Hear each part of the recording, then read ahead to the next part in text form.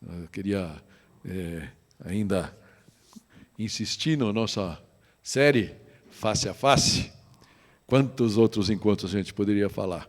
E se você está nos assistindo em casa, os amigos da Mapele FM também, se quiserem abrir aí as tuas Bíblias, nós vamos usar o livro de Daniel. Nós vamos falar de Daniel, no capítulo 10. Mas antes de falar de Daniel, eu queria trazer um versículo que a gente já falou dele recentemente, para puxar vocês um pouquinho para uma realidade da vida espiritual. Não é? Efésios 6, versículo 12, fala assim, que a nossa luta não é contra pessoas. As versões tradicionais falam contra sangue e carne, ou contra carne e sangue, mas contra os poderes e autoridades, contra os dominadores deste mundo de trevas, contra as forças espirituais do mal, nas regiões celestiais. Amém? A Ara fala assim, e sim contra os principados e potestades, contra os dominadores desse mundo tenebroso. E aí acaba igual, né? Contra as forças espirituais do mal nas regiões celestiais. E eu não sei como você vê isso na sua realidade de fé. Não é? Eu tenho um livro aqui, que eu já li há muito tempo, mas é uma fonte que eu já falei dele no passado, mas eu queria que você desafiar. Se você quiser ler um livro que tem a ver com a missão da igreja nos dias de hoje, né? Eu recomendo vocês, a câmera está aqui bem na frente, né? O Evangelho em uma Sociedade Pluralista, do Leslie Newbigin. E o Newbigin, ele reserva 25 páginas desse livro para falar justamente desta batalha espiritual. E ele diz assim, Então, a pergunta, né? Eu estou aqui, de vez em quando eu ponho uma coisa aqui e depois esqueço que pus, né? Então, para você, vamos dizer assim, né? Na tua realidade, você que nos escuta e você que está aqui também, não é? Essa questão das forças espirituais são tipo de uma mitologia superada, que com a internet, com a tecnologia, isso já foi superado, a mente humana já chegou a atingir uma determinada capacidade intelectual, que essas coisas já são, digamos, mito, né? Ou não, ou elas são realidade. Né? E justamente dentro disso, o Newbigin, ele fala assim, né? Como poderemos interpretar essa linguagem? Ele está falando um pouco da linguagem de Paulo, que Paulo fala dessas coisas abertamente nas cartas de Paulo, como esse versículo que a gente leu de Efésios. Né? Ele fala, simplesmente ignorá-la, como se fosse algum tipo de mitologia arcaica, seria um erro desastroso. Interessante. Tem algumas irmãs aqui que estão passando um perrengue, não é um perrengue tão chique, né? Mas um perrengue com algumas pessoas de relacionamento, sou oikos, né? E pode dizer que se essas coisas são mito ou se elas são reais, não é? E ele fala, é óbvio que se trata de um elemento extremamente importante no ensino de Paulo. E ele tá aí, a referência que está justamente desse livro aqui, né? E é interessante isso, né? Que ele fala do entendimento que é importante para nós, né? Para tratar desse tema, é tão importante e correto o entendimento da nossa posição espiritual em Cristo, ou daqueles que ainda estarão em Cristo, amém? Então, no final nós vamos poder voltar a esse texto, eu vou voltar a esse texto no final, mas eu queria que a gente visse, e o tema que eu queria compartilhar com vocês hoje é justamente esse, a realidade do mundo espiritual através da experiência de Daniel, amém? Para falar da experiência de Daniel, a gente precisaria fazer uma série, né? De tanta experiência espiritual que ele teve. Mas eu queria trazer só uma pequena amostra, uma abordagem que pode nos ajudar nisso. E também pode nos motivar e nos fortalecer. E esse é o objetivo nosso hoje. Tá? Quando a gente pensa essa música que a gente começou a aprender hoje, né? Um dia a gente pode cantar ela bem, né? No tom que ajude mais a voz e tudo mais, a gente vai aprender ela melhor. Mas quando fala assim, em qualquer lugar que a gente estiver, seja o perrengue que a gente estiver passando, a tua mão está lá. Amém? Lá, a tua mão está. E eu queria que a gente, então, abrisse nossas Bíblias aí, em Daniel 10, se você quiser. E eu tive que resistir à tentação de ler o texto todo de uma vez, para depois repeti-lo novamente de pedacinho. Então, nós vamos lê-lo em pedacinhos, tá bom? E a gente vai, então, desfrutando disso que tem aqui, e com a esperança do quê? Que você possa ter no seu coração que esse texto não é um texto que aconteceu com, mas Daniel era profeta. Vamos entender uma coisa quando a gente fala de Daniel. Daniel era um moleque. Posso falar assim?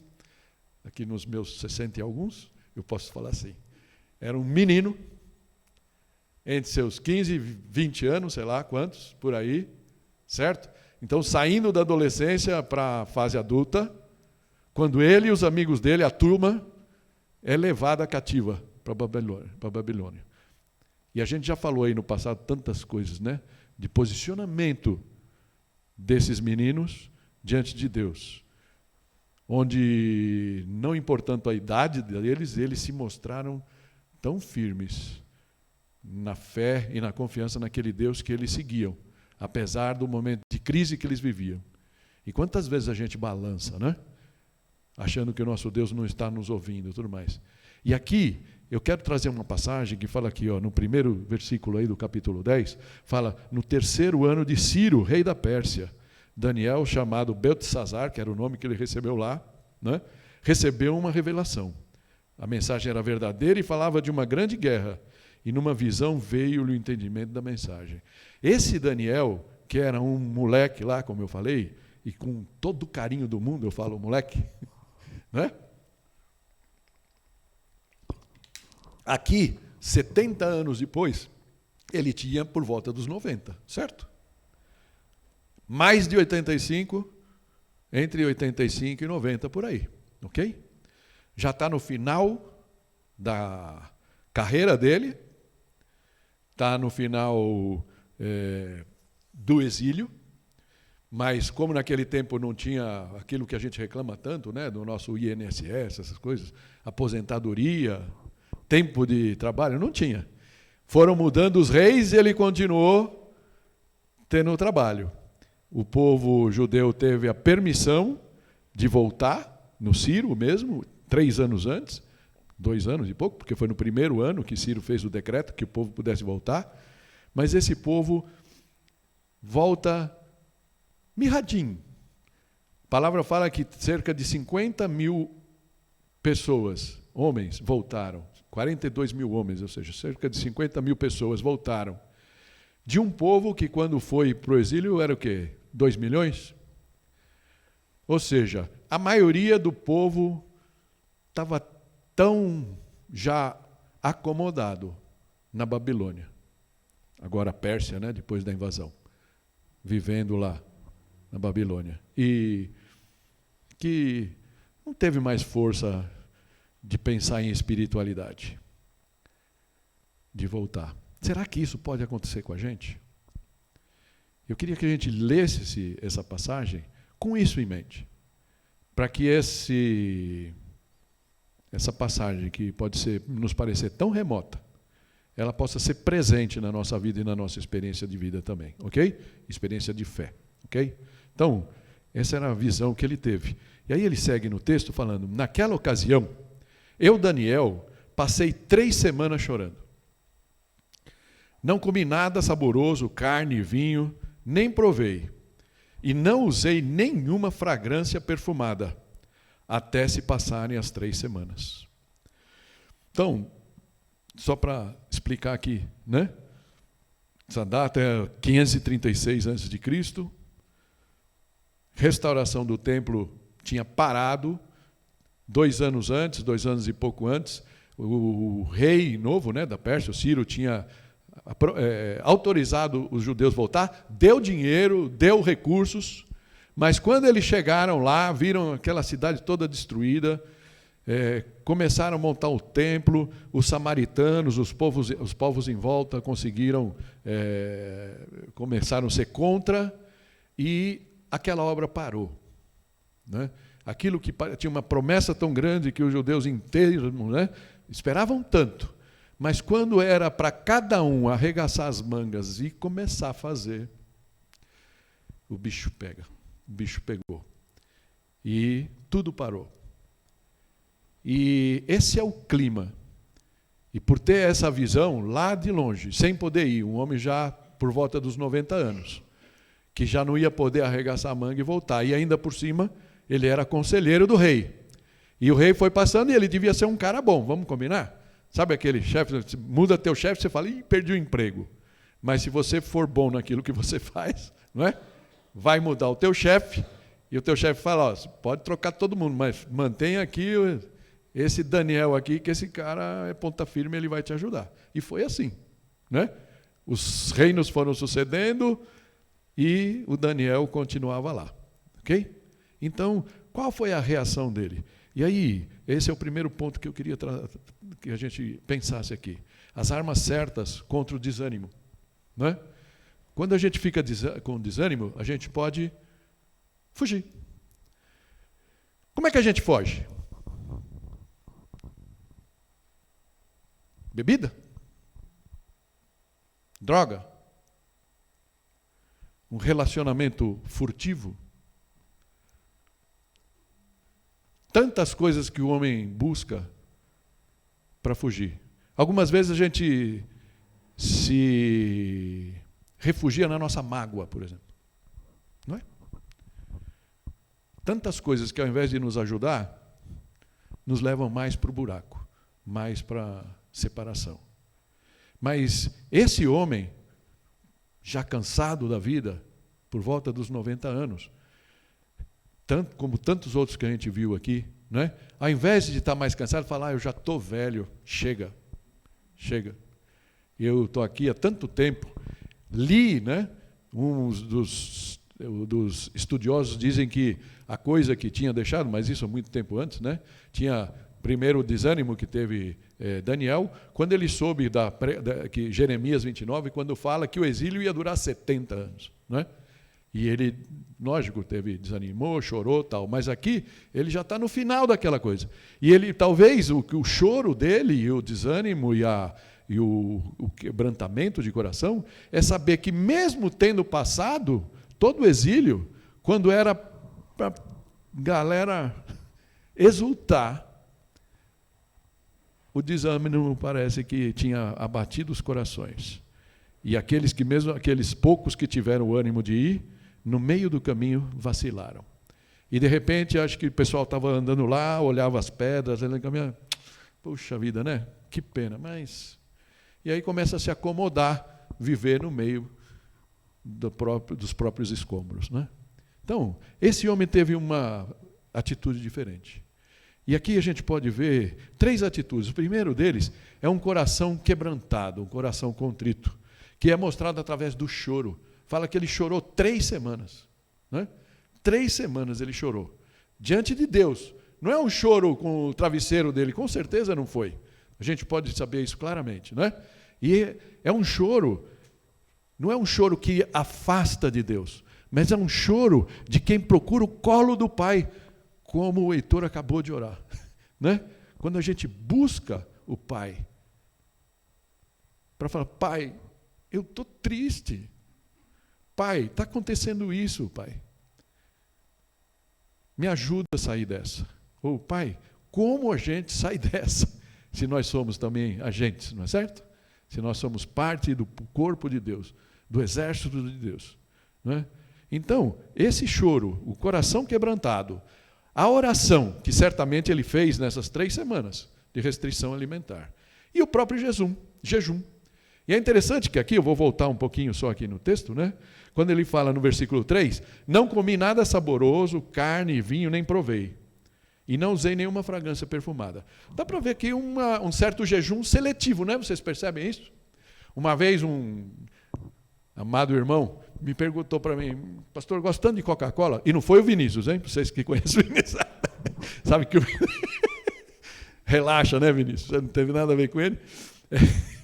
Mas um irmão chegou para mim, pastor, se eu quiser fazer um jejum de Coca-Cola, na, na época eu ri, meio que falei, tudo bem. Mas é interessante, talvez, né, se aquele negócio for uma coisa importante para ele. Então, por exemplo, eu amo comer, e a comida da minha esposa é uma delícia. Né? Então, o senhor está me fustigando para eu falar, você não... Jejua aí, você não precisa passar fome o tempo todo. Né? Você pode se abster de algumas coisas. E foi o que Davi fez aqui. Davi se absteve... Daniel, né? Bem corrigido, né? Daniel se absteve das coisas que provavelmente para ele, no começo ele já tinha feito uma coisa dessa, e Deus o abençoou lá, ele não quis comer as comidas do reino, né? Quando o rei da Babilônia lá, Nabucodonosor, pega aqueles jovens e fala, olha, eu vou dar do bom e do melhor para eles, porque ele queria a inteligência, a sabedoria daqueles jovens. E ele não queria, então ele deu de tudo o que para os babilônios era melhor. E Daniel e seus amigos, né, se abstiveram daquilo. Eles pediram permissão para viver só de... Dá para entender eles passaram lá numa dieta vegetariana por alguns meses, e no final eles estavam melhor. Deus os abençoou naquele momento. Mas não é isso que acontece aqui. Aqui é realmente uma coisa que Daniel se privou para poder estar mais dedicado a Deus naquele momento. Entende isso? E é isso que... Então, eu vejo aqui as armas certas contra o desânimo. Não são coisas que afastaram Daniel de Deus, mas sim coisas que levaram Daniel mais próximo de Deus. Amém? Mesmo na tristeza. Mesmo na tristeza. E qual foi a resposta? O que aconteceu a partir dali? O versículo 4 diz assim, no 24º dia do primeiro mês, estava eu de pé junto à margem do grande rio Tigre. Olhei para cima e diante de mim estava um homem vestido de linho, com um cinto de ouro puríssimo na cintura. Seu corpo era como berilo, o rosto como um relâmpago, os olhos como tochas acesas, os braços e pernas como reflexo de bronze polido, e a sua voz era como o som de uma multidão. Imagina a descrição, né? E aí o versículo 7 fala, somente eu, Daniel, vi a visão. Os que me acompanhavam nada viram, mas apoderou-se deles tanto pavor que eles fugiram e se esconderam. Ou seja, aconteceu alguma coisa mesmo. Não foi loucura da cabeça de Daniel. Realmente aconteceu. Só que os outros não tinham discernimento. Não estavam orando, não estavam jejuando e, portanto, não tiveram discernimento para ver aquilo que Deus estava ali revelando a Daniel. Não é? E aí o texto segue dizendo, assim fiquei sozinho, olhando para aquela grande visão. Fiquei sem forças, muito pálido e quase desfaleci. Então eu ouvi falando, e ao ouvi-lo, caí prostrado, rosto em terra, e perdi os sentidos. Ou seja, ele até desmaiou ali. Né? Então, essa é, muitas vezes, uma coisa natural de quando você tem um encontro face a face, realmente, com o divino. Né? Muitos pensam que era... Porque essa figura que Daniel aqui descreve é muito parecida com a figura que você vê de João lá em Apocalipse, né? Como sendo Jesus, ou de Ezequiel também, no começo do seu livro. Mas a gente pode chegar à conclusão que não, que era realmente um anjo, provavelmente o próprio Gabriel, por causa das coisas que fala, de batalhas que aconteceram, e que se fosse Jesus, certamente Jesus não teria sido, ficaria preso numa batalha. Entende? Nós vamos ver isso um pouquinho mais para frente. Tá? Então, o texto diz assim, em seguida, a mão de alguém tocou. Tua mão lá está. Tua mão lá está. E me pôs sobre as minhas mãos e os meus joelhos vacilantes. Ou seja, o cara deitado no chão, fica aí. Ele ficou lá de 4, né? Ficou de 4. E ele diz, Daniel, você é muito amado. Preste bem atenção ao que eu vou lhe falar. Levante-se, pois eu fui enviado a você. Quando ele me disse isso, pus-me de pé tremendo. Né? Já viram essas pessoas que têm um toque do espírito, de repente o cara parece que tem Parkinson, né? A gente não sabe realmente o que aconteceu, mas era essa a situação de Daniel naquele momento. Isso nos leva para pensar na resposta de Deus, que nunca falha. Nunca falha. Ok? E é interessante que o texto fala assim, e ele prosseguiu: não tenha medo, Daniel.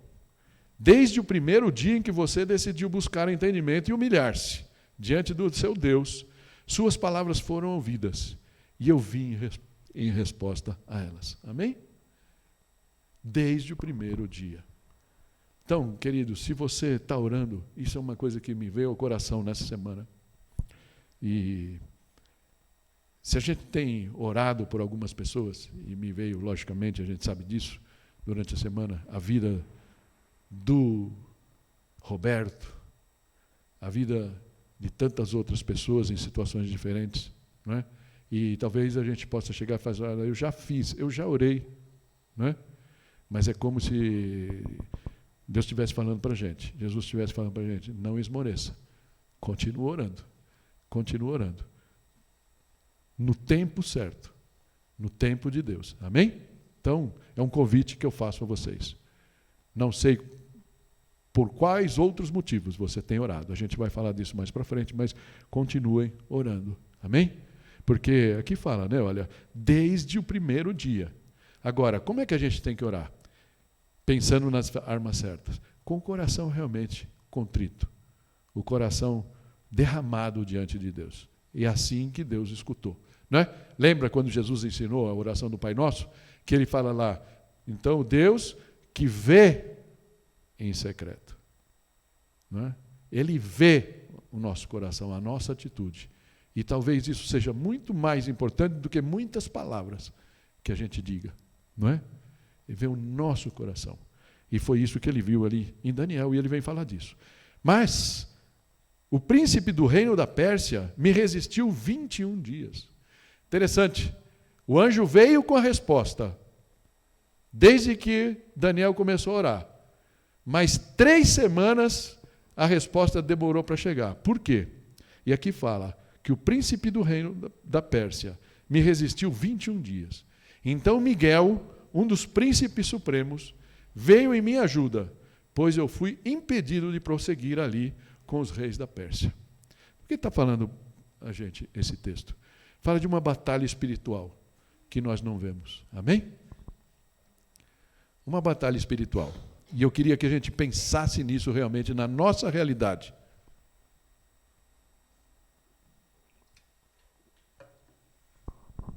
Uma batalha existe. Esse livrinho aqui, que com a graça de Deus, todos vocês poderão estudar, é a terceira etapa do nosso. A gente fez o Raízes, nós vamos fazer um outro mais fininho. Nós precisamos aqui conversar, nós vamos fazer até um intensivão. Mas quando a gente chegar nesse livrinho aqui, o Neighbor, né, ele fala de uma realidade espiritual, ele fala de 3 céus. Né? Primeiro céu, esse céu que a gente vê, né? Faça chuva, Deus manda a chuva desse primeiro céu. Ele fala de um segundo céu, onde Efésios 6 se fala dos principados e potestades do ar estão, e depois fala do terceiro céu, onde Deus e os anjos estão. Amém? E é desse terceiro céu que Satanás, o inimigo e esses anjos foram proibidos de sair. E eles estão aqui, eles não têm mais, se você aceitou a Cristo, se você abriu seu coração efetivamente para Cristo, eles não têm mais direito de entrar na sua vida. Mas você pode dar legalidade a eles, com várias ações, e a gente vai falar disso um pouco mais, ok? Então, é essa luta que estava acontecendo.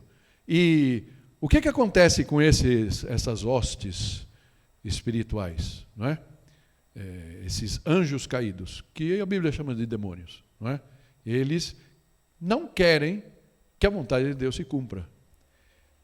Quando Jesus morreu na cruz, ele conquistou, né? Fala que ele expôs o Satanás e seus anjos ao descrédito. E eles foram proibidos de nos tocar diretamente. Mas eles não foram destruídos. Isso vai acontecer no juízo, né? Na volta de Jesus, isso está lá em Apocalipse. Então, enquanto isso, eles estão para nos importunar. Nós vamos falar de alguns textos no final que mostram isso. né? Então, qual é o nosso papel? Primeiramente, reconhecer que isso é real. Reconhecer que isso existe. E confesso que a gente não tem falado tanto disso. Eu menciono, mas a gente não tem mostrado textos. E esse texto é um texto que nos ajuda a encarar isso de frente. Por quê? Porque eles não podem nada contra nós se nós resistirmos. Amém? E nós vamos falar um pouquinho disso no final. Bom, seguindo então. Mas, depois que o anjo se livrou, né, dessa batalha aí, no versículo 14 ele fala: agora vim explicar-lhe o que acontecerá ao seu povo no futuro, pois a visão se refere a uma época futura. Enquanto ele me dizia isso, prostrei-me rosto em terra, sem conseguir falar. Daniel continuava ali naquele momento mágico, se a gente pode dizer, um momento de profundidade espiritual muito grande. O anjo, a resposta que Deus dá é muito maior do que a que ele esperava, né? Talvez ele estivesse orando e ele esperava que Deus falasse: olha, o que vai acontecer com o povo judeu? Fica tranquilo que eles vão construir o templo, né? Fica tranquilo que vai demorar 100 anos, na verdade demorou 100 anos mais, né? Mas eles vão lá construir os muros da cidade e tal. Você vê isso lá no livro de Esdras e Neemias, né? Neemias, mais precisamente, ok?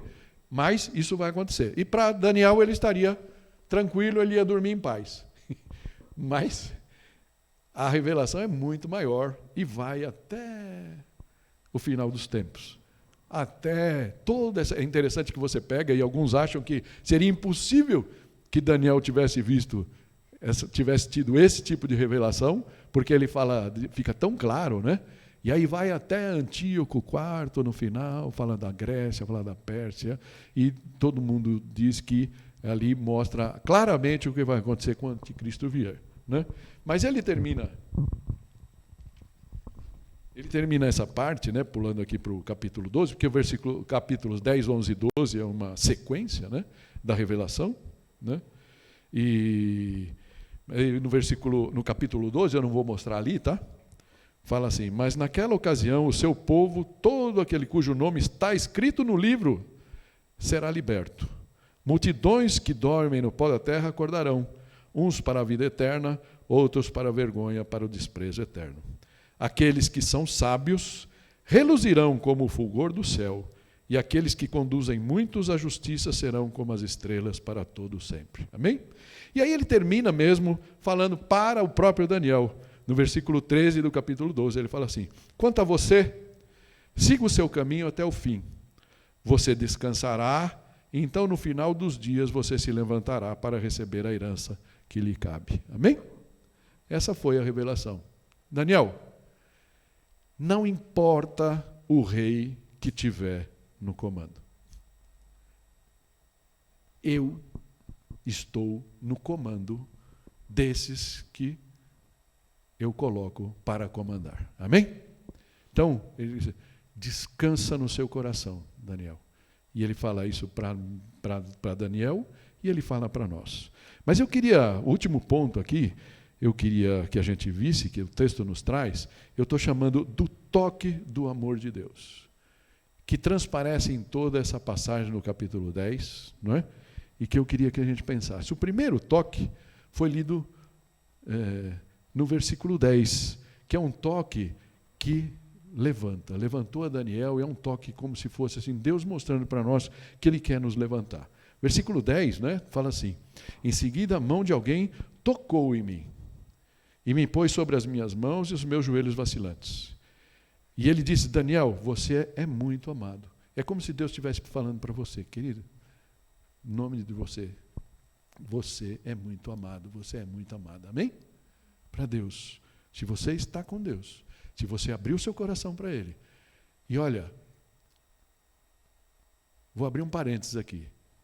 Não deixa que o inimigo sopre besteira no seu ouvido, fala: porque fulano, eu não vejo transformação no fulano, então eu não dou um passo. Isso é engano.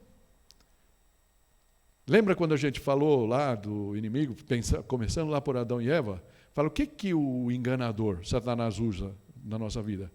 Ele usa uma ideia. Foi a única coisa que ele precisou lançar na vida de Eva, para Eva e Adão, logicamente, colocar em dúvida se se era certo aquilo que Deus estava falando. Põe uma ideia, um sopro. Sopra no seu ouvido assim, ó. Isso não vale a pena. Pronto. Você começa a questionar, vale a pena, não vale a pena? Não sei o quê. Tantas outras coisas que você pode deixar caraminholar, né? Como falava minha avó, caraminholar na sua cabeça e tomar espaço. E aí, de repente, a única coisa que ele quer é que você se afaste de Deus e se afaste do propósito que Ele tem para você. Amém? E ele fala aqui, levante-se, pois eu fui enviado para você. Amém? Esse foi o primeiro toque que Daniel recebeu. E agora, ele fala, agora vim explicar-lhe o que acontecerá. Mas é interessante que no versículo 15, né, eu estou repetindo, a gente já tinha lido, enquanto ele dizia isso, prostrei-me rosto em terra e sem conseguir falar. Então, Daniel não estava só inabilitado por seu medo ali na hora, seu temor, ficou ali prostrado, mas ele também ficou travado, ele não conseguia nem falar. Então, esse toque de amor de Deus também é um toque que nos capacita. Nos capacita. E o texto segue, no versículo 16, dizendo, então um ser que parecia homem, tocou nos meus lábios. Parece Isaías, né, que a gente leu a semana passada. Mas só que para Isaías foi por um outro motivo, né? Foi para purificar do pecado. Aqui não.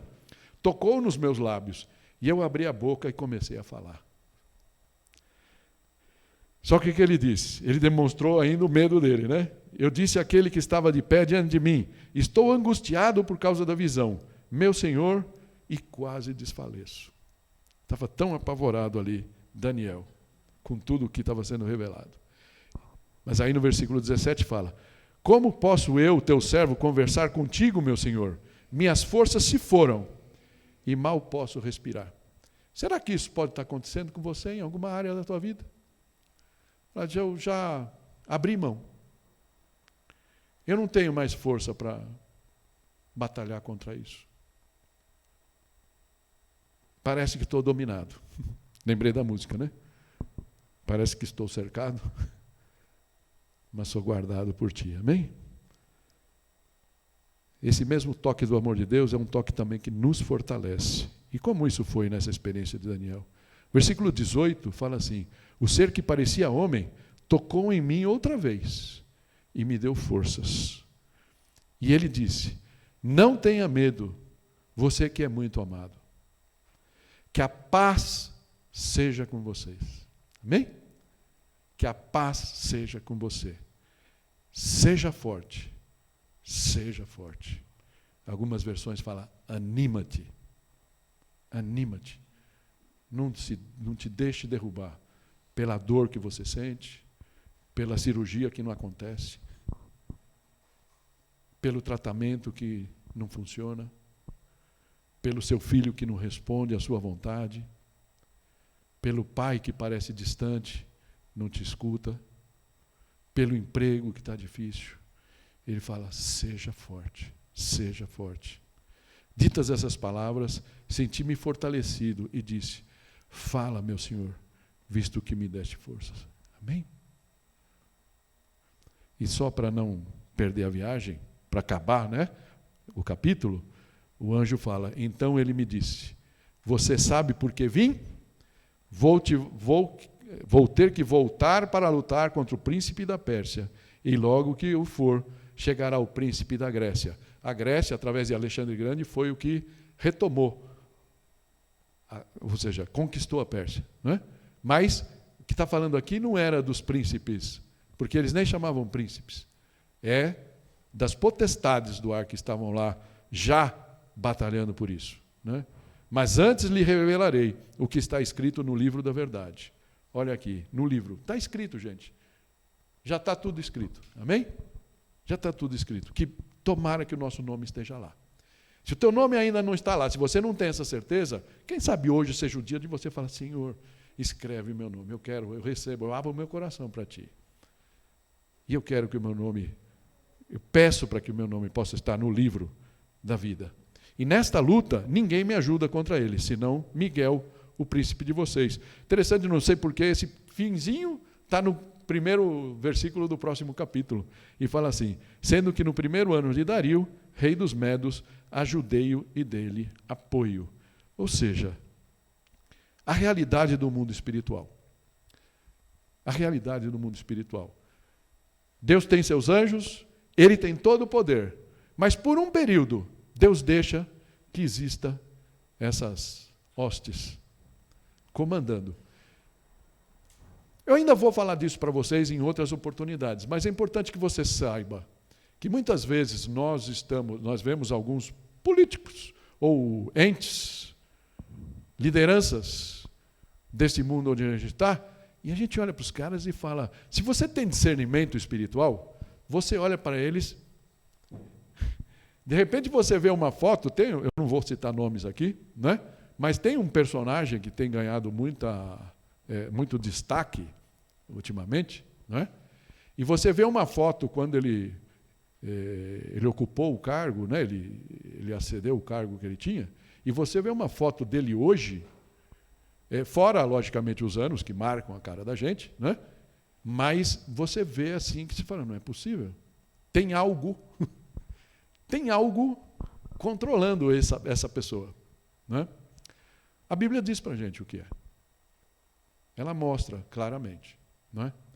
E são esses poderes que estão. Então, por isso que... Bom, eu vou chegar lá. Então, eu queria terminar, concluindo o nosso tempo aqui, né, trazendo só um pedacinho do livro do Leslie Newbigin, podia falar dele, ler todo esse capítulo. Ó, eu falo para você, ó, se você quiser ter uma noção legal, ele não é o tema aqui, ele não é um livro de batalha espiritual. Até compartilhei com alguns de vocês, poucos, né, um livro que fala da batalha final, que é um negocinho até meio chocante.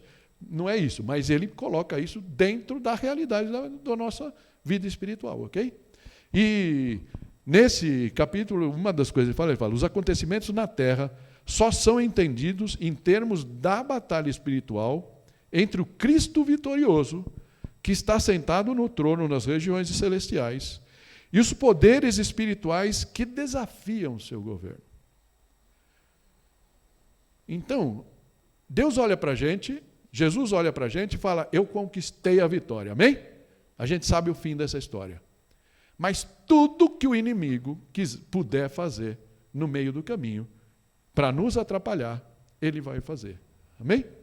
Então, eu vou até inverter a ordem, botei 2 versículos aqui, eu vou trazer primeiro o de Pedro, 1 Pedro 5, versículo 8 e 9, fala assim, sejam sóbrios e vigiem.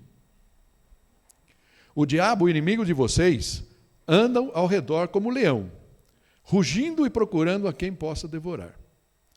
Resistam-lhe, permanecendo firmes na fé, sabendo que os irmãos que vocês têm em todo o mundo estão passando pelos mesmos sofrimentos. Amém? Você consegue perceber que existe uma ordem mundial correndo? Não importa se você está na Austrália, se você está na França, se você está no Brasil, existe uma ordem. Alguns chamam nova. Querem. Toda vez que eu penso nisso, eu lembro de Salmo 2, que fala para nós lá que Deus olha, né, como se Deus estivesse olhando lá de cima do terceiro céu. O homem fazendo aquelas maquinações e os demônios usando eles, né, para fazer essas maquinações, ok? E de repente fala, mas ainda não. Vai ter um momento que ele vai deixar, no final dos tempos, certo? Vai aparecer o anticristo, tudo isso, a Bíblia nos fala disso. Mas é como de vez em quando a gente não precisa ficar desesperado, porque existe um Deus que está sobre todas as coisas, amém? É isso, é isso. Agora, como é que o vídeo que eu compartilhei fala, né? Fala um pouco disso. Então, quando está aqui... Opa, peraí, eu inverti a ordem aqui. Então, vou terminar com aquele texto que eu comecei, Efésios 6, a partir do versículo 10, fala assim, finalmente, fortaleçam-se no Senhor e no seu forte poder. Amém? Vistam toda a armadura de Deus para poderem ficar firmes contra as ciladas do diabo. E deixa eu falar de novo para vocês. O diabo não vem com você com um tridente na mão, com um chicote para te bater. Ele vem com um sopro no teu ouvido. falando assim: desconfie, inveje, tenha medo. Ele está te enganando. Ele te despreza. Ela não gosta de você. Você tem direito. Você merece. Já escutou essas palavras? Você pode pensar que isso vem de Deus? Isto não vem de Deus. Amém? Isto não vem de Deus. Isso é o inimigo. Sabe por quê? Ainda mais se você aceitou a Cristo, se você foi batizada, ele não tem mais poder de entrar em você. Mas quando você escuta uma dessas ideias, essas sugestões que ele faz no seu ouvido, e você acolhe essa ideia, você dá legalidade para que ele haja sobre a sua vida. Entende? Como a palavra nos diz que as portas do inferno não prevalecerão contra a igreja, a única coisa que a gente tem que ficar é esperto. Como Pedro, o texto que a gente falou, sede sóbrios. Não sejam tontos. Abram seus olhos e ouvidos espirituais. E quando o inimigo soprar no teu ouvido, você fala: está amarrado em nome de Jesus. Deus me ama. Deus me fala: eu sou muito amado, muito amada. Eu não sou desprezado, não sou desprezada, não sou enganado. Tudo isso vem de você, você que é o pai do engano. E eu não vou entrar na sua. E fala: resistam ao diabo e ele fugirá de vocês. Não é isso que a palavra fala? E aí esse texto aqui, né? Lindo. Vistam toda a armadura de Deus para poderem ficar firmes contra as ciladas do diabo. Amém? Você pode chorar diante de Deus, como Daniel fez. Você pode se derramar diante de Deus. Coloca suas orações, suas petições. Faça jejum, se for o caso. Pode ser até de Coca-Cola. Estou brincando. Né? Faça o jejum que você quiser, mas se coloca diante de Deus. Busque a resposta dele. Sabe por quê? Porque esse mundo, ele tem uma ordem. E tudo que esse mundo vai oferecer para você, tem outras respostas, que certamente te afastarão de Deus e não te trarão para perto dele, para a comunhão dele. Amém? Por isso ele fala: pois a nossa luta não é contra sangue e carne, contra pessoas, mas contra os poderes e autoridades, ou os principados e potestades do ar, contra os dominadores desse mundo de trevas, contra as forças espirituais do mal nas regiões celestiais. Amém? Fecha teus olhos e vamos pedir que o Senhor nos mostre. Pai, eu quero entrar na tua presença uma vez mais, pedindo que o Senhor, nesse momento, Pai, com discernimento do teu Santo Espírito, possa mostrar a cada um de nós quais são as mentiras que o inimigo está soprando, tem soprado no nosso ouvido. E nós estamos dando ouvidos a ele, Senhor. Em nome de Jesus, Senhor, nos dá discernimento nesse momento. Nos mostra, Pai, as ciladas que a gente pode até já ter caído, Pai, mas em nome de Jesus, restaura, Pai, afasta o inimigo, Senhor. Expulsa daqui todos esses demônios, ó Pai, qualquer cilada que o inimigo esteja armando no nosso meio. Que o espírito de divisão, o espírito de engano, o espírito de cisão, ó Pai, de inimizade, possa ser banido no nosso meio em nome de Jesus, Senhor. Que o Senhor possa falar ao nosso coração as verdades que vêm do Teu Santo Espírito, as verdades que vêm da nossa palavra, Senhor. Que nós possamos nos apoderar da Tua palavra, Senhor, e poder fazer como Jesus fez, retrucar o inimigo com a própria palavra, Senhor. Não deixa, Senhor, que o inimigo engane nenhum dos nossos amados, Senhor. Nos blinda com o sangue precioso de Jesus, Senhor, e nos fortalece, Senhor, como foi feito com Daniel. Esse é o nosso pedido em nome de Jesus. Amém. Obrigado por ter assistido esse vídeo. Se você ainda não nos conhece, não nos segue, eu gostaria que você se inscrevesse no nosso canal da Aliança da Vila, no YouTube. Também pode nos seguir no Instagram, no Facebook. E vai aparecer aí na tela, né, novas sugestões de vídeo, novas mensagens para que você possa ser edificado. Que Deus te abençoe, que Deus possa falar ao teu coração a cada dia. Não deixa de deixar seu like aí, que é bastante importante para nós. Amém.